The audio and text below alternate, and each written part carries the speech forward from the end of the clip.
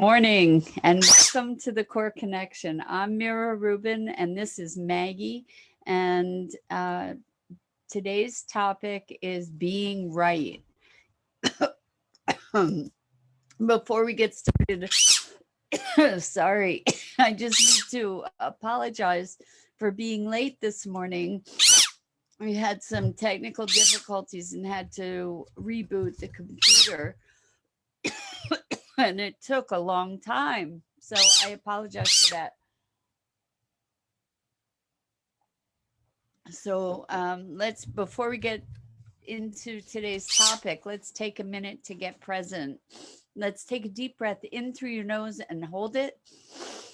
And imagine clear, crisp oxygen just flooding into your lungs and flowing into your bloodstream and nourishing your cells and your organs and bringing vital life energy throughout your entire being. And as you exhale, exhale any stress, any tension, any negativity, any fatigue. And now let's take another deep breath in through your nose and hold it. And this time, imagine brilliant, bright light lighting you up from the inside out, electrifying and energizing every electron, every molecule, illuminating every cell. And as you exhale, exhale any remaining tension and stress, fatigue, negativity. And now let's just gently press our palms together and softly, softly rub our fingers against our palms and feel the deliciousness of that sensation and allow yourselves to become present right here, right now. Welcome, welcome. Again, I'm sorry for the lateness. Um, just at the very last minute, as I was trying to go live, everything just locked up. So I had to reboot. And so here we are.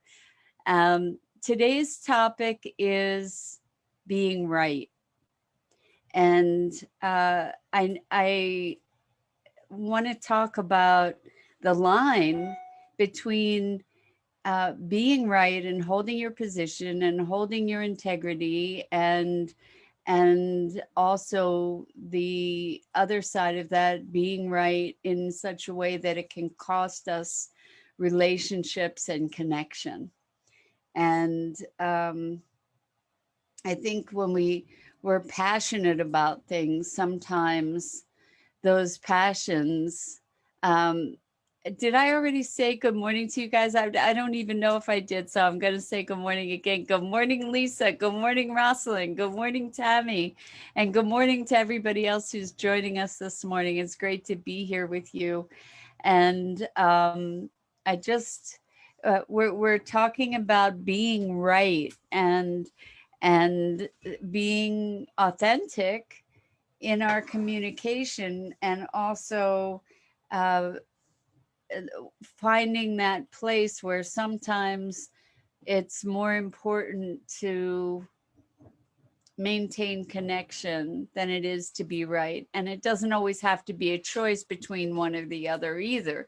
We can still maybe hold a position with open hand rather than with clenched fists. So as I think this is an important conversation right now for the times that we're in.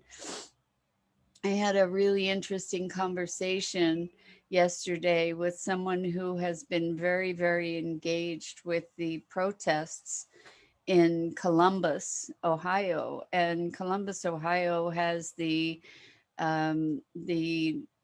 really unfortunate distinction right now of being the number one city in police murder, where police have killed um, people that they are arresting. And so there are lots and lots of protests right now in Columbus, and there's a lot of animosity between the police and the protesters. And so the conversation was a little bit about this topic of being right and the cost of that.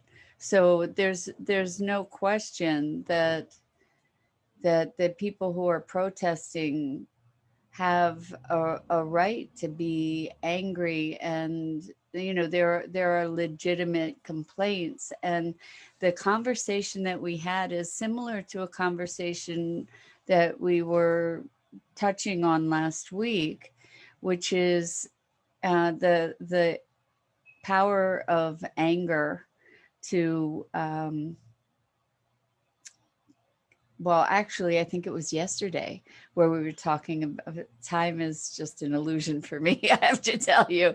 I think it was yesterday where we were talking about how anger can be a really powerful tool to quell or to silence opposition, but it doesn't transform opposition. And at least typically it doesn't. So, Maggie, she's eating that plant again. Maggie, Maggie, no. See, when I'm not online, she listens to me and she doesn't even go over there. But when I'm online with you, she knows that she can get away with going over and eating this plant.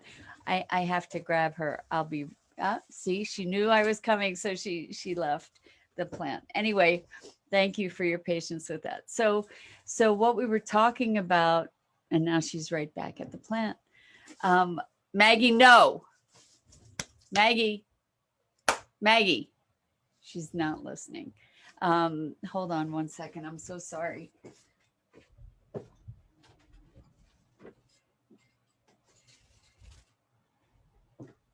So thank you for your patience. This is the cost of having, I'm glad you find it funny, Rosalind. I find it funny, but I also find it maddening. I have to tell you, because she's smart enough. She knows. She's Maggie. Come here, baby. Come here. She's smart enough. She knows that she can get away with stuff. It's funny. Anyway, so we were talking about how the in this situation, which is such an explosive, incendiary kind of situation, it seems to be accelerating between the opposition seems to be accelerating, and there are factional groups that are showing up that are also increasing the opposition. Good morning, Isabel. I'm glad you find it funny too. You guys are so patient with me. I appreciate it. She's back at the plant again. Maggie, no. Maggie. So sometimes the clapping helps. In this case, it did. So good girl, Maggie. Anyway, anybody who hasn't tuned in before will think I'm a nutcase talking to this disembodied spirit here somewhere, but hopefully she'll show her face on screen soon. Anyway, we were talking about the power of love, and I could have called this morning's conversation the power of love, but when we think about love, love is not just all sunshine and roses. I think we talked about this yesterday too, and the power of love is something that that really can transform. Yes, Dennis, she is Maggie. She is naughty Maggie, indeed. Anyway, so I think that the stand, the outrage that people feel is justified, and I'm wondering, like that being right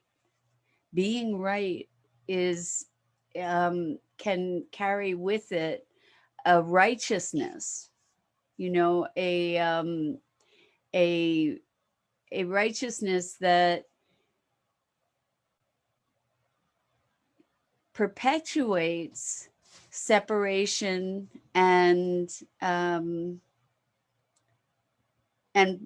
propel the difference into even greater depths, I think. And I'm wondering, where is that line? Where can we draw the line between losing our integrity, by like in our rightness? Can we find a way, a path of connection that goes beyond right and wrong? Because when we're right, um, by definition, it kind of it creates that something else is wrong. And I'm not saying there aren't rights and wrongs. I mean, there are, but that may be a gross oversimplification of things, to try and paint it with a brush of black and white, like that's just wrong. Well, there are things that are just wrong, but it's more complicated than that. Perhaps it's not, while that evaluation may be simple and even correct, it can also be incomplete, that there are so many factors at play, and based on different vantage points, the perspectives change. And I'm wondering, what we were looking at is how to make inroads into this very fraught and oppositional environment and circumstance, and by being righteously outraged and right,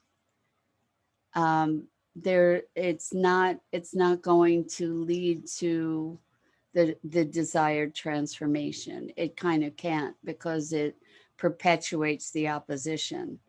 And I'm wondering, like how, I think that this is truly a conversation for the times. How do we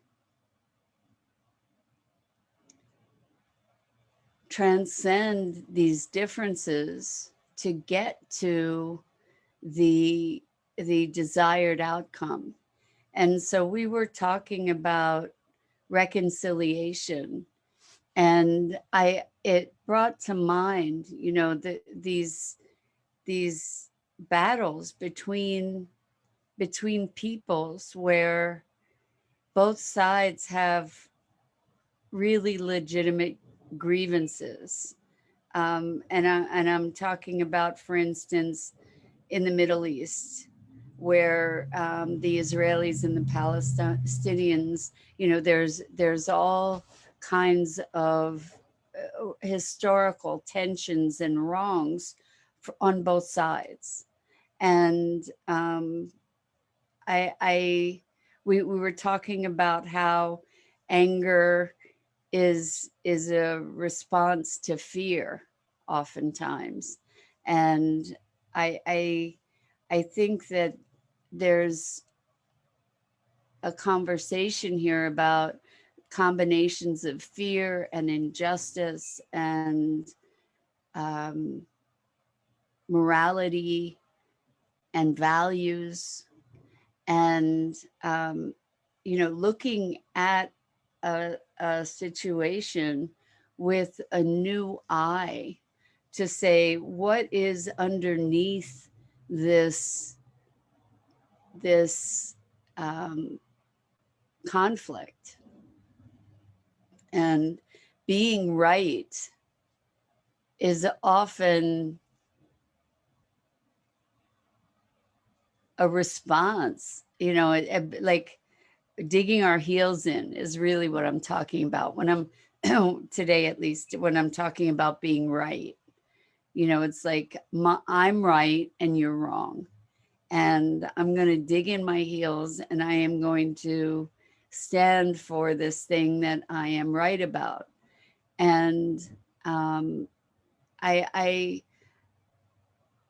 I want to explore with you how we can create a new paradigm, how we can create a new model for conflict resolution. You know, like war is not conflict resolution.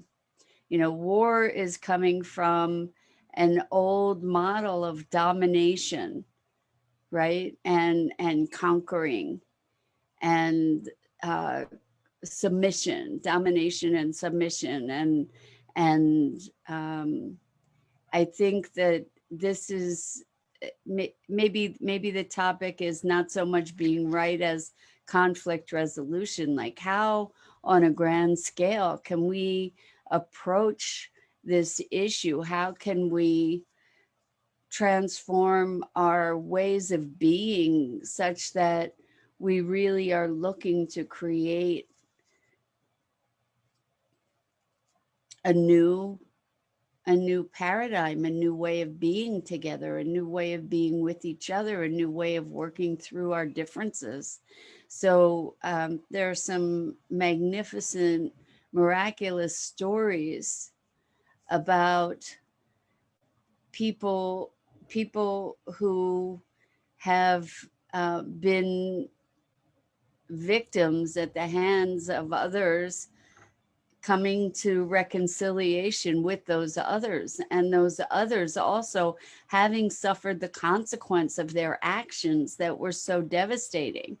And also, for instance, between Israelis and Palestinians, where people have sat down at the same table and been able to connect with each other as human beings, and then transcend their preconceived notions and hatreds and attitudes toward one another. Lisa says, I can't imagine being a mother of color. I'd be terrified every time my kids left the house. By the way, they're going about changing, but the way they're going about changing it is wrong. And the they is all of us. You know, the they is all of us. You know, like, how do we go about changing? Protesting is an important form of expression, as long as we're able to maintain nonviolent protests, right? But then there's violence also there's like an assumption of violence even before violence breaks out. There's an assumption of violence on the part of law enforcement in many cases. I mean, like, that's law enforcement, right? Not peacekeeping. And I think that the way that we think about these things is pivotal to the way that we act on them and the way that we show up in the world. You know, if I'm there as a law enforcer, what is, even in the name, I'm there to enforce, and there is a show of force, right? There is enforcement against danger versus peacekeeper. A peacekeeper is there to stop the expressions of violence, right? Rosalind says, being right might come from wanting to get into the validation of why one way is right and the other way is wrong. So interesting. I'm not sure where to take that. So being right might come from wanting to get into the validation of why one way is right and the other way is wrong. So and you know, to your point, Rosalind, when we get into validating or justifying, what we're doing is we're having an argument. We're not listening, and we're not connecting. We're not creating a dialogue. And I think what happens in being right is it's not about it, to your point, it's not about a conversation, it's not about a discussion, it's about defending our position. And so when we have a situation like what's happened with some of the protests that um, are very highly charged, highly emotionally charged. Um, what happens is both sides are justifying their position, and then because they are justifying their position, they're justifying their behavior. And I think that there's such an acceleration of emotion in this being right, like the righteousness of being right, that we often create further separation, when what our desired outcome is unity. Like is understanding. So like if you and I are having a conversation, and we're seeing that we think differently about certain things, then that can escalate into an argument, right? Where you're being right and I'm being right, and neither of us is communicating or understanding or connecting with the vantage point for the other, right? And so one of the things that we can do when we're being right is to recognize that the other person that is being right also has a very strong perspective, and maybe there's an opening available to us by entertaining their perspective, to try to step into Maggie. No, Maggie, she's not even listening to the clapping now. Maggie, no. Good girl. Sorry about that. So that poor plant, it's got to learn how to fight back. Maggie, no. Maggie, she's just over there. Maggie, Maggie, come on, no. Good girl. So Lisa says differences make the world go round. I think that that's probably true, and I think there's a difference between, at least what I'm talking about today, there's a difference between difference and being right, because we can make allowances for differences. We can appreciate differences, but when we're being right in this sense of being righteously right, what we do is we tend to exacerbate or create opposition, to create opposition. So there's a big difference between difference and opposition. There's a big difference between you having an opinion and me having an opinion, and both of us sort of recognizing each other's perspective, while at the same time still agreeing to disagree. There's a difference between that and being right, like being righteously right. And even as I'm expressing it physically, being righteously right, look at my hands, they're fists. It's like I'm holding on to my vantage point and my opinion, no matter what. And as I'm doing that, is there any room here for me to hold your hand? There isn't, right?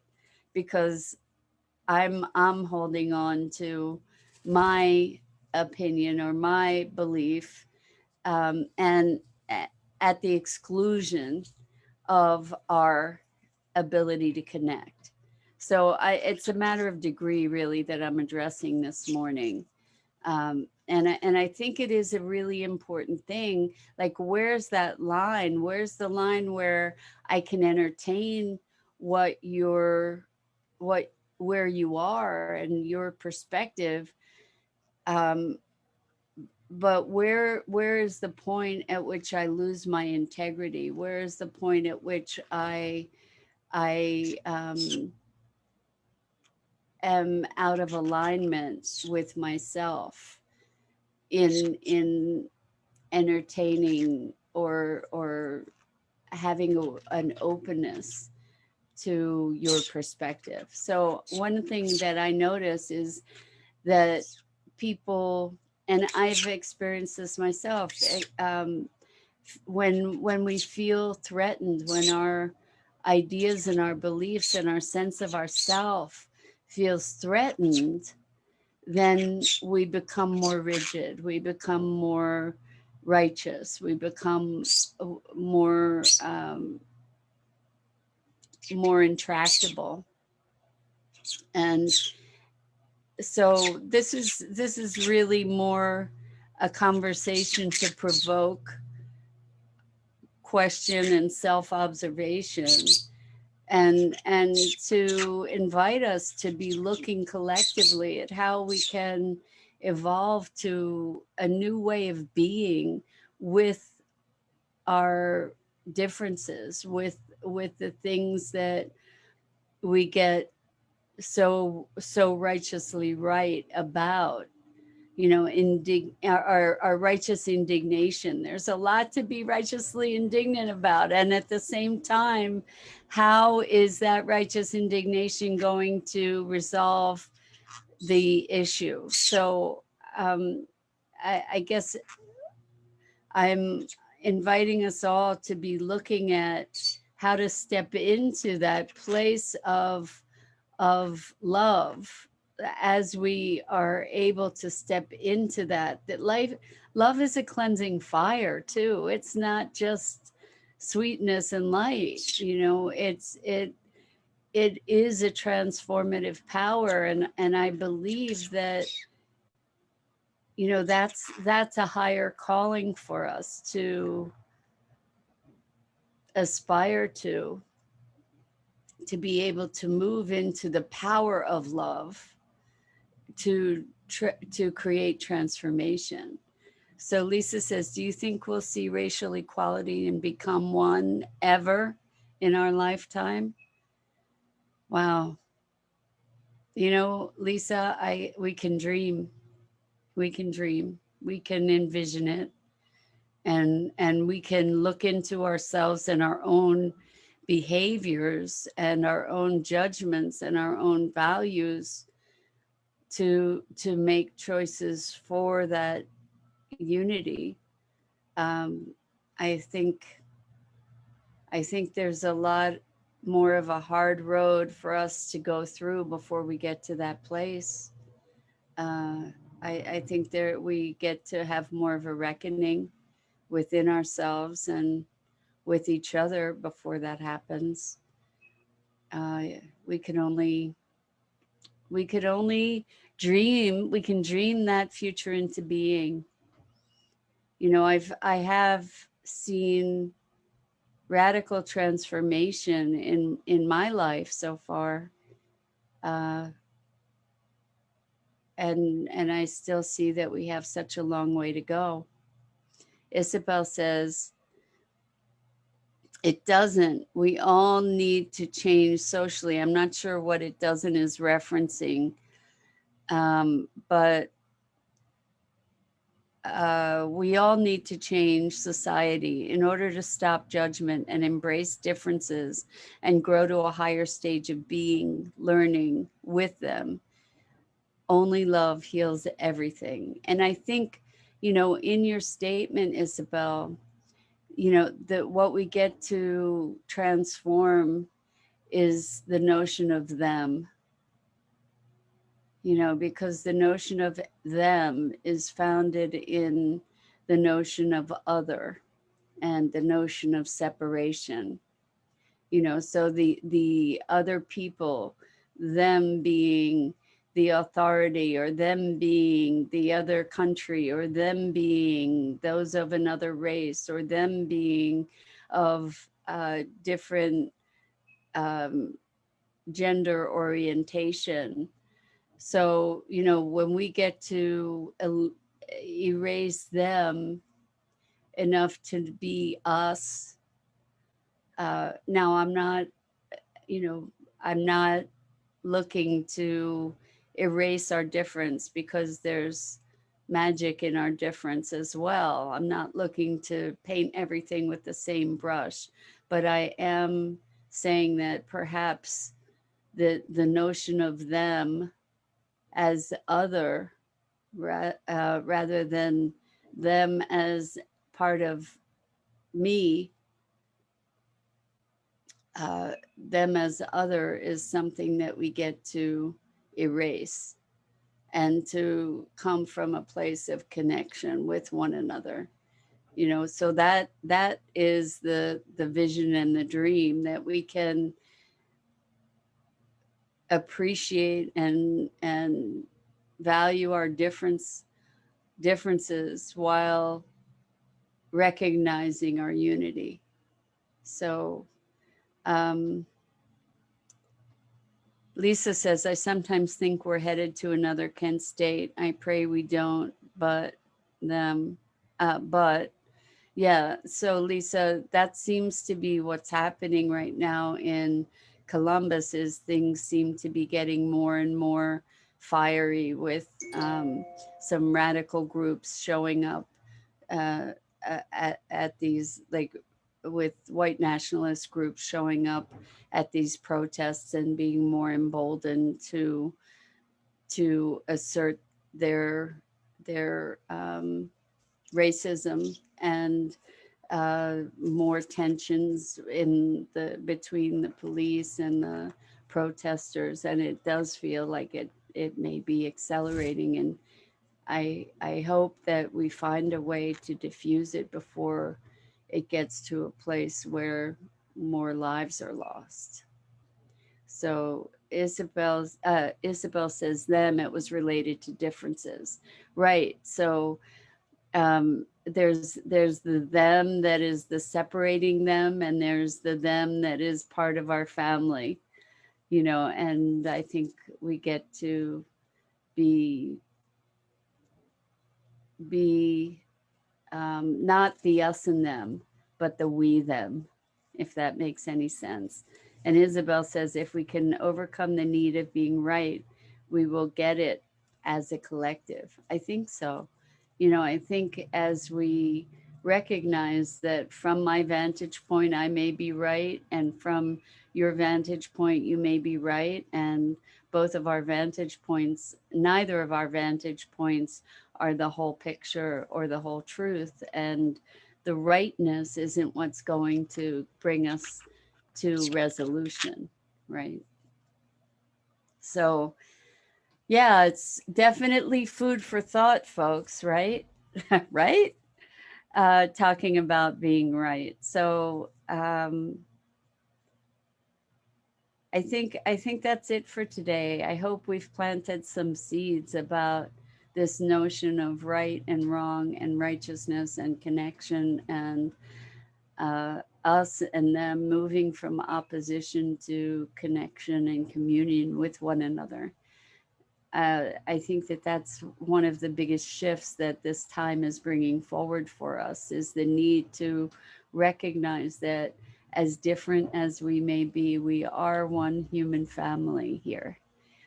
Um, Lisa says, you provide so many thoughts in me when you speak. In the movie Guess Who's Coming to Dinner, Sidney Poitier has a line that has stuck with me. He tells his father, the difference between me and you is you see yourself as a black man. I see myself as a man. I think that's so prophetic. I think so too, Lisa. And I think also, I think that there is tremendous value in maintaining our cultural identities too, like to preserve the richness of culture.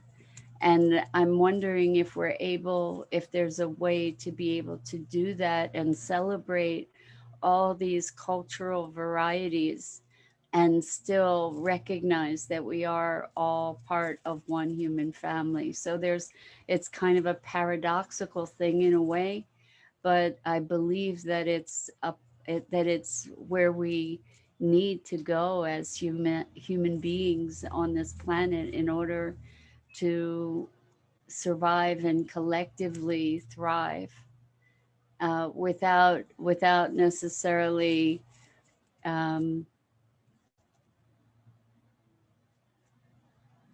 without necessarily, the word that's coming to mind is assimilating, but that's not really the right word. Uh, Co-opting our traditions and our culture. So Isabel says, special at these times where what we see and it seems it can be not what it is. Exactly. You know, what we're seeing is dictated by the filters through which we process information, right? And so those filters are not necessarily truth. So, yes, Lisa says, I'm sorry, Isabel says we are living manipulation at its best. In a lot of ways, there is a lot of manipulation going on through the press, through, you know, what we hear in the news, through the way that we are fed information through social media, through what is being censored or not censored. There's a lot of there is a lot of manipulation, and I wonder, you know, if this manipulation is part of a grand plan, or if perhaps uh, it's just not particularly long game kind manipulation. That it's more reactive type manipulation perhaps. And Lisa says blending.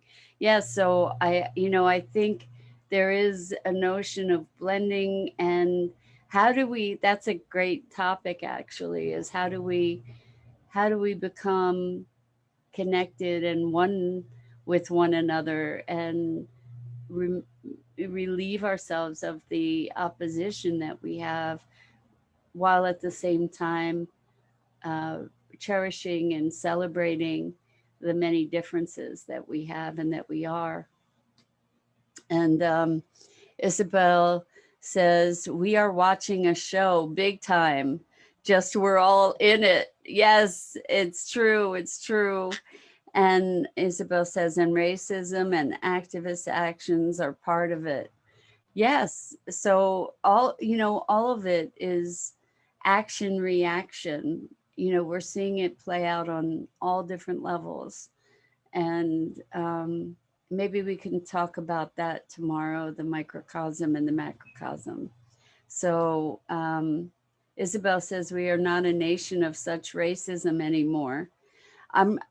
Isabel, I forget where you're from, but I think in the US, we are confronting our racism. I think that it's always been there, and that now it's becoming there. There's something new in the conversation, and actually, the conversation's been going on since the '60s, but it feels like finally maybe there's there's maybe some new light in the conversation. At least that's my hope and prayer. It's been a long time coming. So Isabel says Portuguese background. Thank you. So that's I think we get to really evolve. This is a time where we're being called to move into a new way of being, for sure. In order for us to survive collectively on the planet, we need to find a way to work together. And I think that requires respecting differences. So Isabel says, I feel we all want to be in peace with it. Well, I think there are all different feelings. I think that some people feel that the differences are irreconcilable, and that's something that we get to change, because with irreconcilable when unless we can find a place of acceptance and peace with irreconcilable differences, then irreconcilable differences are a breeding ground for hatred. So, there has to be some degree of tolerance that we cultivate. And the question is, how do we go about that? And I don't have an answer. I think it's a very incremental evolution. And we get to we get to start with ourselves and recognize, our own righteous rightness, and to look at where there might be grounds for bridges, how to be building bridges. So Lisa says, we're all so much smarter than this. It's 2021, time to figure this out.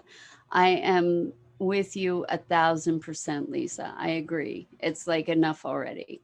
Let's grow the heck up, right? I cleaned that up for you guys. All right. Well, I think that's it for today. Um, yes. So being right, the conversation came after the conversation yesterday about the shadow. So we're kind of digging into these primal forces in our lives this week so far. We'll see what tomorrow brings. So Isabel says, me neither, but we're ready for it because we don't want to be plagued with our sicknesses as a society. I agree 100%. So that's it for today, guys. I'm Mira Rubin. This is Maggie. And we go live each weekday. Oh, this is the Core Connection. And we go live each weekday morning at 9 a.m. Eastern on the Enlightened World Network Facebook page. I invite you to check out the other awesome programming on Enlightened World Network. And until next time, let's let's look at how we can prioritize communication over over being right. So lots and lots of love.